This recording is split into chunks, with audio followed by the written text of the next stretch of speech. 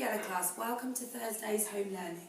So I'm just going to run through what I want you to do for today. So today we're looking at the phoneme made by that ER. Now when we're making the with the ER, it tends to come at the end of the word. There are a couple of words where you get this in the middle, but it tends to come at the end of words. You know how to make a phonics game. You might have a go on phonics play or doing something. You can make your own little activities or challenges. And again, Mrs. Welling has put some activities on Spelling Shed, or an activity for today that you can have a go at. Your guided reading, it's one-to-one reading, monitor and summarise. So bringing together everything you know from what you've read to think about how you can answer that. What do you know about? And being specific, so try and draw together the information you've learned about maybe a character or a setting from what you've read.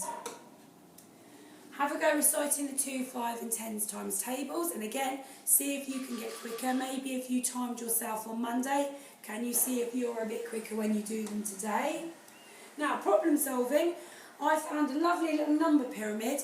I've had a go at solving this one, but I'd like you to have a go at creating some of your own number pyramids where the number at the top is 23.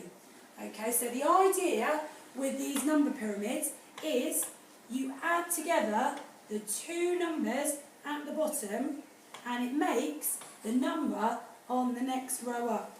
So you move along, and as you add the numbers together, you slowly build your pyramid up so that by the time you get to the top, on all of these, I want your top answer to be 23. So this is an example of one that I've done. I want you to have a go. Parents, if you want to challenge your children a little bit more, what would be a good idea is to maybe put a few of the numbers in so that they have to then calculate around that number.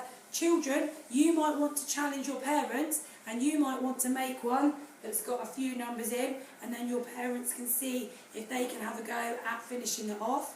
So see what you can do with those. I think if you could have a go at doing maybe 4 or 5 of those, that would be quite good. So all of yours have to have the number 23 at the top.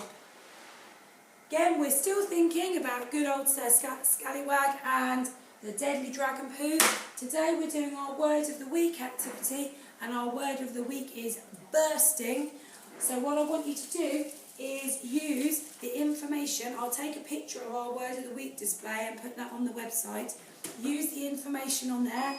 Have a think. What suffixes can you add to the word? What kind of word is it? Can you use it in some sentences? So have a go at finding out about that word bursting and what you can do.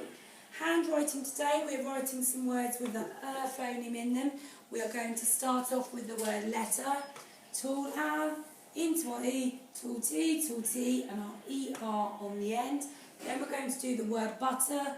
Tall, halfway up round, into the U, tall T, E and our R. Then we're going to do herb, tall H, E and R, tall B, and then verb. Always get some very interesting spellings of the word verb, very similar to herb. Today we're going to be carrying on with our art.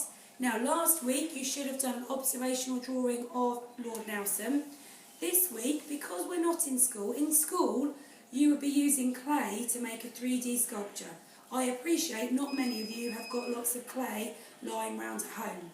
What I'd like you to do today is find something that you can use to make a sculpture of Lord Nelson. Now, if you remember back to that video we watched all about sculpture, sculpture can be made of anything, okay? So you don't have to make it with clay. You might have Play-Doh at home that you can use. You might, in this class, we've got out some Lego. Maybe you can use Lego to make a sculpture of Admiral Lord Nelson. Maybe you might get adventurous and use paper mache. Don't tell your parents I said you could use paper mache, they'll love that one. So think about what you've got at home that you can use to make a sculpture of Lord Nelson. So this week, what you're doing, you will notice it says plan, because I want you to spend a bit of time thinking about what you're going to do. You don't have to do, you might have the resources that you could do this, you don't have to do Lord Nelson from his head to his toes.